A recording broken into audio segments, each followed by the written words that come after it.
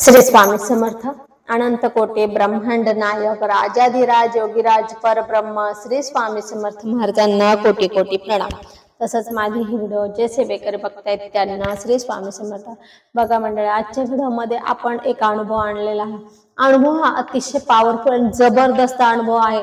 तुम्ही पण घेतलेला असेल किंवा तुम्ही ज्यांनी त्याच्याकडे लक्ष दिलेलं असेल तर त्याला तो अनुभव जाणवला असेल, परंतु ज्यांनी लक्ष नसेल दिलं तर त्यांना तो लक्षात नसेल आला। पण असा हा अनुभव आहे, अतिशय तुम्हाला खरं सुद्धा पटणार नाही। तर एका ताईंचा अनुभव आहे, तो ताई साधारण मुंबईच्या आहेत त्या ताई, आणि त्यांचा मुलगा डॉक्टर आहेत। आणि बघा, आता आपण मागच्या रक्षाबंधनला आपण राख्या घेतल्या, बऱ्याच जणांनी घेतल्या माझ्याकडनं, म्हणजे ऑनलाईन बऱ्याच जणांनी घेतल्या। आणि आपण सर्व त्याच वेळेला सांगितलं की राख्या ह्या 1 वर्षापर्यंत ठेवायच्या, दुसऱ्या वर्षी आपण ते विसर्जन करायचे, जुने आणि नवीन घालायचे। रक्षाबंधनाला आपण नवीन घालायची, जुनी विसर्जन करायचे आणि वर्षभर वापरायचे। आपण जे काही राख्या घेतो रक्षाबंधनसाठी, आपण बाहेरून विकत राख्या घेतो, पण त्या आपण फक्त आणि फक्त याच्या अमावस्येपर्यंतच ठेवतो, म्हणजेच बैलपोळ्यापर्यंत, नंतर काढून घेतो। परंतु ह्या राख्या आपल्याला अजिबात काढायच्या नाही, वर्षभर ठेवायच्या आहेत। त्याच्यावर आपल्याला म्हणजे त्याच्यापासून आपलं संरक्षण होतं। आता तुम्ही बघा, जेव्हा ह्या राख्या बनवायला देतात ना माऊली, त्यावेळेस सेवा सांगतात त्यांना, म्हणून त्या राख्या इतक्या पॉवरफुल असतात। काही असं जप सांगता, ही जप करा, हे स्तोत्र करा, हे मंत्र करा, आणि लाखाने जप होतो त्या राख्यांवर, म्हणून सांगते की ह्या राख्या खूप पॉवरफुल असतात। आणि एका ताईने तसंच त्या अनुभव घेतला आहे त्यांनी। तर जी राखी असते ना बघा, संरक्षण राखी असते, आपण सांगतो लक्ष्मी प्राप्तीसाठी राखी आहे, संरक्षण राखी आहे, त्यानंतर व्यसन सुटण्यासाठी राखी आहे। तर अशा राख्या आहेत आपल्याकडे। त्यानंतर बघा, 4 प्रकारच्या राख्या असतात, तुम्हाला स्क्रीनवर त्या राख्या दिसत असतील, तर 4 प्रकारच्या राख्या असतात। ह्या राख्या आपल्याला प्रत्येकाचं वेगळं वेगळं कार्य आहे। तर ते राखीचा स्पेशल व्हिडिओ बनवणार आहे मी नंतर। आजच्या व्हिडिओमध्ये फक्त अनुभव सांगते त्या राखीचा। तर त्यातलीच एक संरक्षण राखी होती आपली, तर बघा तुम्हाला स्क्रीनवरती संरक्षण राखी दिसते आहे।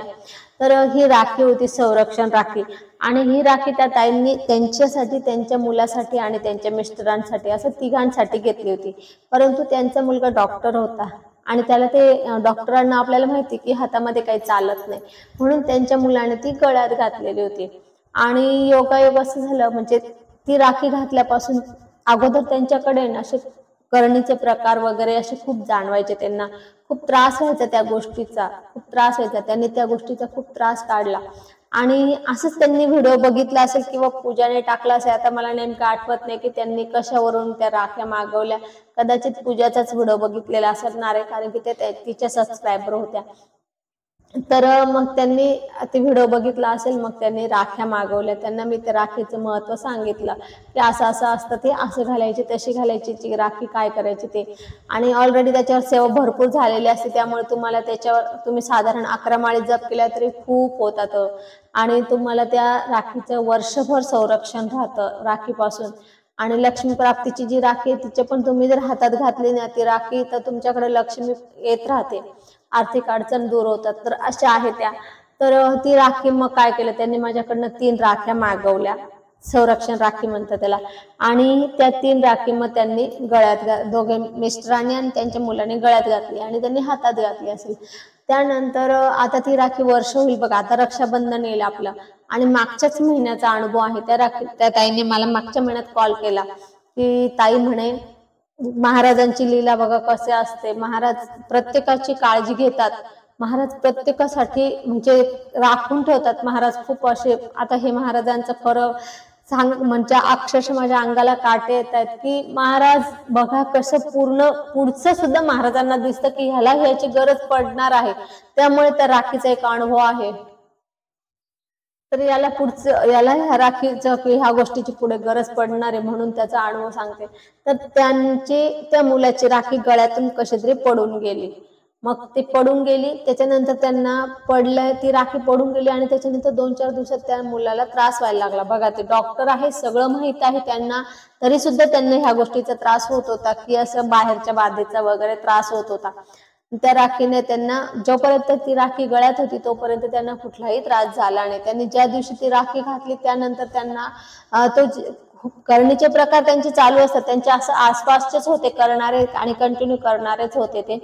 आणि करतात असे लोक बऱ्याच ठिकाणी आहे की बघवत नाही कोणाचं चांगलं की लगेच आता 2 4 8 15 दिवसात सारखे कंटिन्यू करत असतात. जसं की आपल्याला बघा ते एक कामच राहतं तसंच त्यांचं पण काम राहतं, जळावर राहतात तर ते करतच राहतात. परंतु त्यांचं त्या राखी गळ्यात होती तोपर्यंत त्या मुलाचं संरक्षण होत होतं. म्हणजे त्यांच्या मिस्टरांच्या पण आहे त्यांच्या पण आहे त्यामुळे त्यांचं होतं, पण त्या मुलाची तुटली ना तर त्याचं संरक्षण होत होतं. जेव्हा ती राखी पडली, कशी पडली ते पण त्यांना पण नाही माहिती. कदाचित काय होतं तो दोरा आहे ना, आपण आंघोळ करतो तर पाणी लागून लागून त्या दोरा कच्चा होतो तर त्याच्याने ते पडून गेले असणार आहे. तर ती राखी पडल्यानंतर त्या मुलाला 2 4 दिवसात पुन्हा त्रास व्हायला लागला, त्यांचा तो करणेचा मग ते त्रास व्हायला लागला. ते डॉक्टर असल्यामुळे ते औषधं वगैरे ते घेतच असेल, पण तरी सुद्धा त्याला फरक नव्हता पडत. त्या ताईने मला कॉल केला की ताई म्हणे ती राखी असेल तर प्लीज प्लीज मला द्या. तर मी पण आहे ना बघा, मागच्या वेळेस आपण राख्या भरपूर आणल्या होत्या आणि त्या राख्या सगळ्या संपल्या होत्या. माझ्या राख्या संपल्या होत्या. मी आणखी दुसऱ्या केंद्रातून राख्या मागवल्या, त्या पण संपल्या. आणि अक्षरशः म्हणजे काही जणांनी रक्षाबंधनच्या नंतर सुद्धा राख्या घेतल्या की ताईने आम्हाला संरक्षणासाठी पाहिजे, बोलल्यावर नंतर मिळालं तरी चालेल. आणि ह्या राख्या आपण कधी पण बांधू शकतो, असं काही नाही रक्षाबंधनलाच. पण तू कसं असतं, ती राखी आहे रक्षाबंधनलाच मिळतात, त्या इतर वेळेला मिळत नाही. कारण की जे काही म्हणतात ना सीझन असतं त्याच वेळेला त्या बनवल्या जातात, म्हणून त्याच वेळा भेटतात, नंतर भेटत नाही. परंतु माझ्याकडे मी नंतर पण त्या बऱ्याच जणांनी मागवलेल्या होत्या आणि एका ताईकडे उरलेल्या होत्या, म्हणजे ते बचत गटाला देता बनवायला, त्यांच्याकडे थोड्याशा उरलेल्या होत्या. मग मी त्या मागवल्या. मी म्हटलं राहू दे ताई, ज्यांना गरज आहे त्यांना मी देईल. आणि त्या राख्या मग त्यांनी मी ठेवल्या आणि त्या राख्या पण सगळ्या विकल्या गेल्या. पण त्यातून एकच संरक्षण राखी उरलेली होती आणि एक लक्ष्मी प्राप्तीच्या अशा 2 राख्या उरलेल्या होत्या. आणि मला वाटतं व्यसन मुक्तीच्या 2 होत्या, अशा 4 राख्या उरलेल्या होत्या. पण मी त्या 4 राख्या ठेवून दिलेल्या होत्या. आता वर्षानंतरच लागणार ना, मग काय करणार, मी ठेवून दिल्या होत्या त्या. आणि बघा राख्या एक तर पुरतच नाही, मी 3दा आणल्या, राख्या पुरतच नव्हत्या. 3दा आणल्या आणि त्याच्यातून ते 4 उरल्या माझ्या. मग म्हटलं ठीक आहे, ठेवल्या मी. आणि आता बघा स्वामींचं नियोजन असतं हे स्वामींचं नियोजन असतं. ते सगळ्या राख्या विकल्या गेल्या आणि मला राख्या पुरत नव्हत्या, पण ह्या 4 राख्या माझ्या राहून गेल्या. तर स्वामींचं नियोजन असतं हे की हे ह्या व्यक्तीसाठी राखून ठेवलं, तर स्वामींनी त्याच व्यक्तीसाठी ती राखी राखून ठेवलेली होती. आणि त्यांनी बघा मागच्याच महिन्यात म्हणजे जून मध्येच त्यांनी मला कॉल केला, ताई म्हणे माझ्या मुलाची राखी तुटली, तो आजारी पडायला लागला, त्याला पुन्हा असा त्रास व्हायला लागला, असे जसं आमच्याकडे प्रकार आहे त्याचे त्रास व्हायला लागला, तर बघा ना म्हणे असेल तर. म्हटलं माझ्याकडे तर संपलेल्या होत्या, परंतु मी बघते म्हटलं. आणि मग म्हटलं आहे कोणत्या आहेत कोणास ठाऊक, 3 4 आहेत. मग त्यातून आणि एकच राखी ती होती फक्त, आणि ती त्या मुलाला मग मी पाठवली. तर गोष्ट अशी असते की स्वामींना किती आपली काळजी असते. स्वामींना माहित असतं हे याचं ह्या दिवशी हे होणार आहे, त्याच्यानंतर याला हा त्रास होणार आहे, त्याच्यानंतर त्याला याची गरज आहे, तर स्वामी त्याचं नियोजन पहिलेच करत असतात. तर खरे स्वामी सेवेकरी जे असतात ना, स्वामी त्यांची खूप काळजी घेतात. हे आपली सगळी पुढची काळजी घेतात. स्वामींना फक्त सच्चा सेवेकरी पाहिजे असतो, डुप्लिकेटपणा नको, कोणाच्या समोरासमोर सेवा करणार नको. स्वामींना हा मनापासून सेवा करणारा सेवेकरी लागतो आणि त्याची स्वामी बरोबर पूर्ण काळजी घेतात. तर ही स्वामींनीच त्याचं नियोजन केलेलं होतं की त्याला हे लागणार आहे, म्हणून ती राखी माझ्याकडे राहिली. आणि त्यांनाही माहिती की ही राखी ताईकडे राख्या आहे आणि त्यांनी माझ्याकडनं घेतलेल्या होत्या, म्हणून त्यांना माहित होतं. पण बरोबर बघा, ती कोणालाही नंतर इतर वेळेला कोणीही आलं नाही राख्या घ्यायला, आणि ती राखी वर्षापासून ती राखी राहिली आणि ती राखी आज त्या व्यक्तीला कामात आली.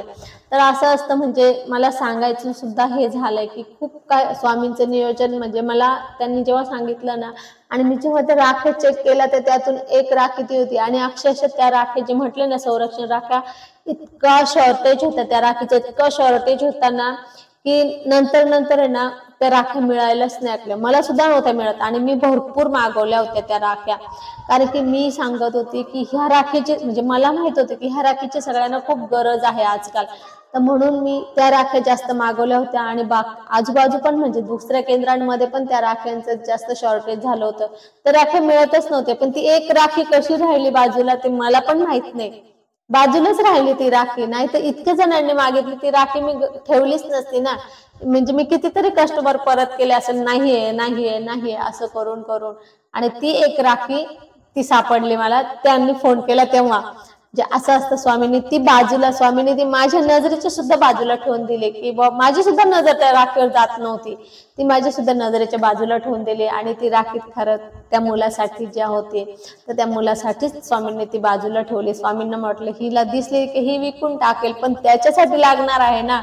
असं स्वामींचं नियोजन असतं. खरंच खूप खूप स्वामींचे किती जितके आभार मानाल तितके कमी असतात.